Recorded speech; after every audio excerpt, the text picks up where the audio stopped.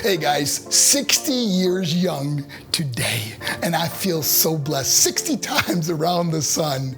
I remember when I was turning 40 thinking, oh my gosh, I'm getting old. But as I look back and I realize life is about perception.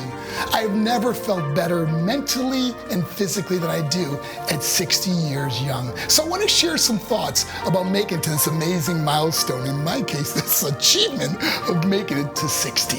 I was born in Buffalo, New York, in the early morning of July 9th, 1960. Now, my parents got divorced when I was young. We lived in a real rough neighborhood in Buffalo, but eventually moved to Syracuse, where I graduated from Liverpool High School.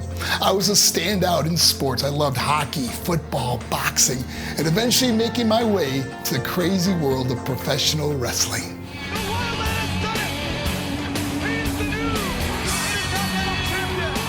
I'm blessed with a phenomenal family and outstanding friendships, but this past year has been one of the most difficult years that I can remember. Unfortunately, going through a divorce and the sadness and despair that goes along with that.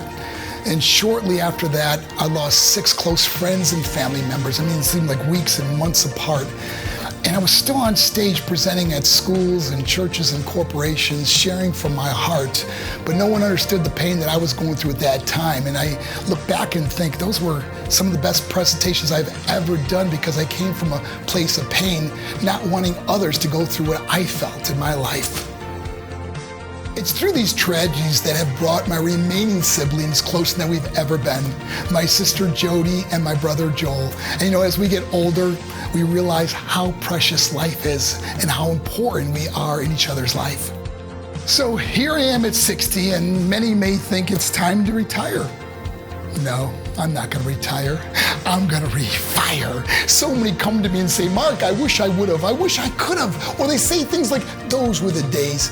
Guys, I'm here to tell you, these are the days. These are the days we can learn from past mistakes. We can grow in grace and knowledge. We can accomplish anything we set our minds to. You want to start a business? You want to write a book? You want to go out and rekindle a friendship with someone you haven't talked to in years? You have a choice. You can sit in front of a TV all day or scroll through your phone, or you can get out there and experience the world. I think the best thing I did for myself was doing something for someone else. We're all gonna leave a legacy, and the greatest legacy that you can leave is the difference you made in someone's life. Health is so important. Maybe some of you have gone through a serious illness, maybe a physical injury. I know I've had my share, 14 surgeries, total reconstruction of my knee, 5 elbow surgeries, 5 shoulder surgeries. They reattached my bicep, even open heart surgery. Sometimes as we age, we become complacent in life. We don't take care of ourselves like we should. If I could ever give you some advice, take care of you. Invest in the most important person, you. Eat healthy, be smart about what you put in your body. Exercise, go to the gym, take a walk, enjoy life. Your life is what you make it. Self-limitations are a cruel part of life. You're as good as you believe that you are. So here are a few things I want you to realize. Number 1, quit worrying about what other people say or think about you. You are not defined by their opinion. Number 2, be careful who you share personal thoughts or business with. Not everybody who smiles at you is your friend. And number 3, don't live with bitterness, resentment, or unforgiveness. And sometimes the hardest person to forgive is ourselves. Give yourself that gift today, the gift of forgiveness.